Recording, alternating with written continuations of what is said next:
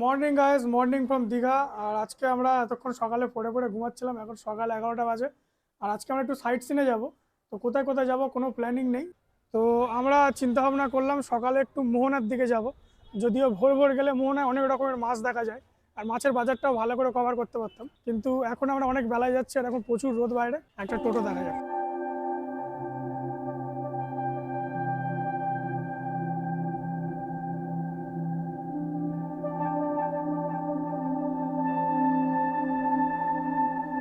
করে এসে মোহনার মুখের কাছে নামিয়ে দিয়ে গেল। পার হেড 30 টাকা করে ভাড়া নিয়েছে।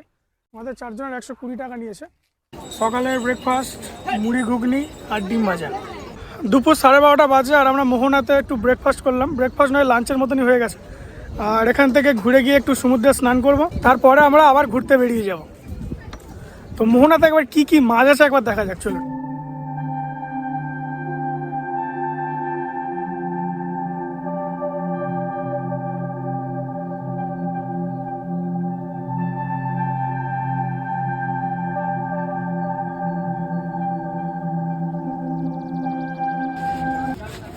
এই যে এরকম 1 কিলো আছে, মানে কত লাগবে রান্না করতে? ছাড়ানো হয়নি মাছ।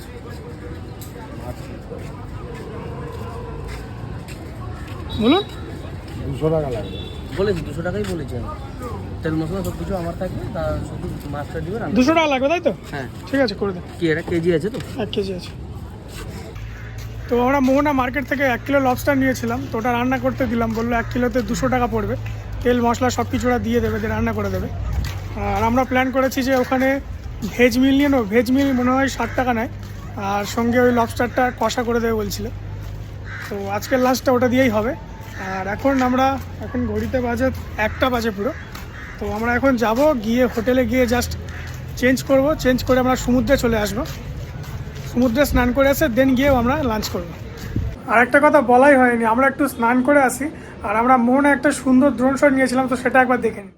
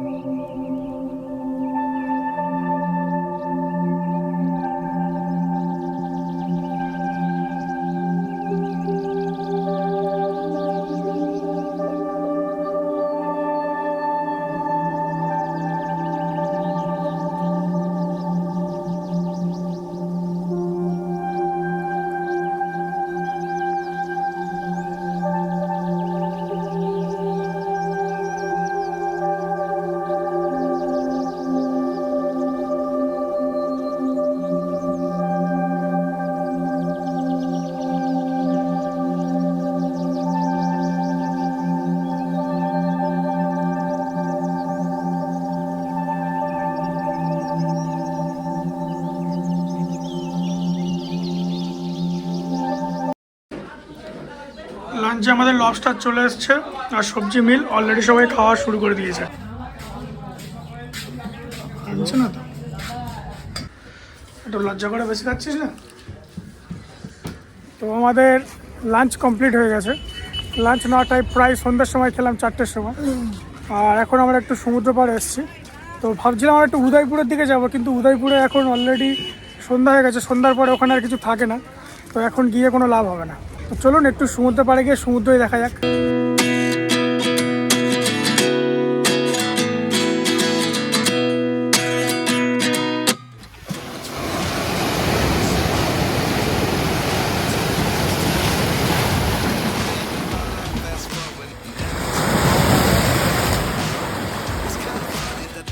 তো নিউ দীঘার প্রপার মার্কেটে এসেছি।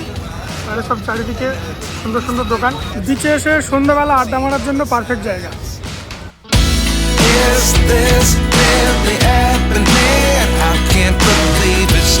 সব ভাইরা বাড়ির জন্য কিছু কিছু জিনিস কিনেছে, দেখাচ্ছে। 2 প্যাকেট কাজু নিয়েছি।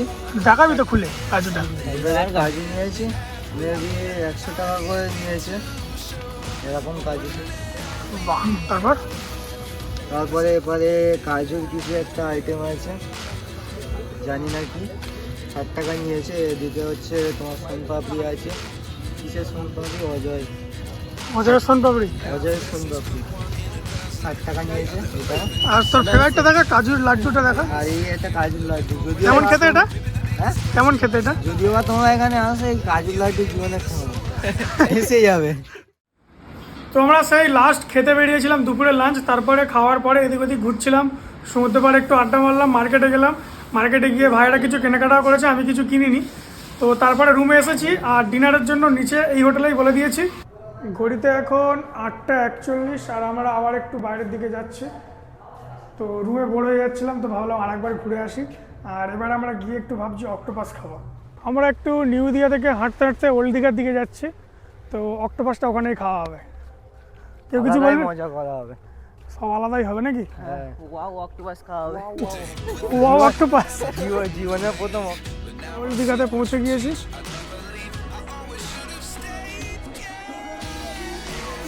লাইটিং ফাইটিং করে বেশ সুন্দর লাগছে দেখতে। সবসময় 12 মাসে এখানে লাইটিং থাকে অবশ্য। আর এইসব মার্কেট,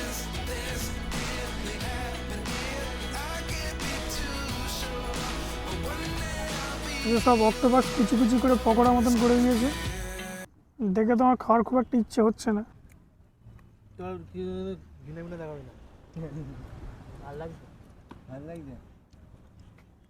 কেমন লাগছে? অসম খাওয়া লাগছে খেতে, খা। ভালো লাগছে। ভালো লাগছে? তুই ঠিক আছিস? পাগলা বমি করিস না। না তুমি কি ঠিক আছো? তো অক্টোপাস ট্রাই করার চেষ্টা করলাম, আমি একদম ট্রাই করতে পারিনি, একটা ছুঁইও নি পিস। আর এরা 3 জন খেয়েছিল, মানে সবারই অবস্থা খারাপ, কেউ ভক্তি করে খেতে পারেনি, তো ওই জন্য সব ফেলে দিয়েছে, কেউ খায়নি। আর কি আমাদের ডিনার চলে এসছে, 4 প্লেট মটন বিরিয়ানি আর 2টো স্যালাড। দেখে তো বেশ সুন্দর লাগছে, খেতে কেমন করেছে সেটাই দেখার।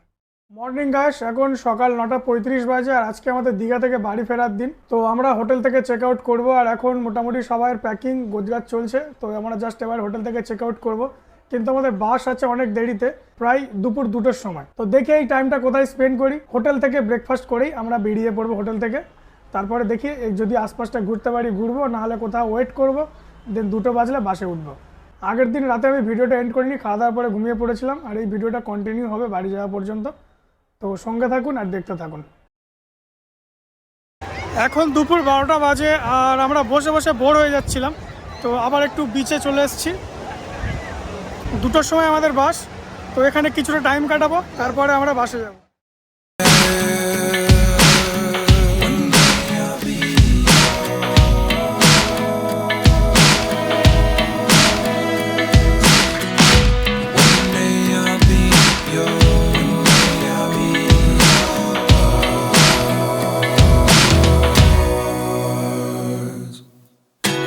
Lessons come 1 in a dozen. The other 11 get something from nothing. Life lessons come 1 in a dozen. The other 11 get something from nothing. Life lessons come 1 in a dozen. The other 11 get something from nothing. Life changes, just open the door.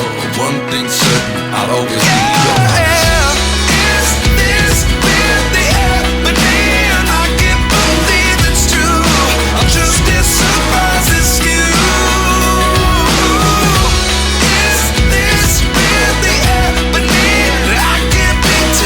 ফটিভাই Patuli ঢালাই bridge Kamalgachhi bypass Gobindapur. হ্যাঁ, মানে সকালে বাড়িপুর থেকে তোলা হয় থেকে সকালে গইতে পাটিভাই ওই যে যেটা পদ্মপুর আছে, বারুইপুর যে বাস স্ট্যান্ড ওইখান থেকে। আর ড্রপ করায় কোথায়?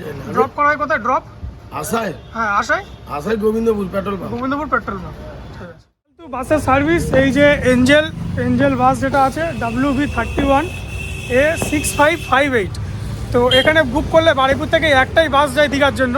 তো নিয়ে যাওয়ার সময় জামে আদর করে পদ্মপুকুর থেকে তুলে নিয়ে যায়, মানে পদ্মপুকুর যে bus stand, Baruipur Barasat bus stand আছে সেখান থেকে তুলে নিয়ে যায়, কিন্তু আসার সময় 3-4 কিলোমিটার আগে এরকম ড্রপ করে দেয় এই যে গোবিন্দপুর HP পেট্রোল পাম্পের কাছে, যেটা বারুইপুর থেকে অলরেডি 2 কিলোমিটার পিছনে। তো এটা ফালতু সার্ভিস, তো একবার দেখে নেবেন জিনিসটা।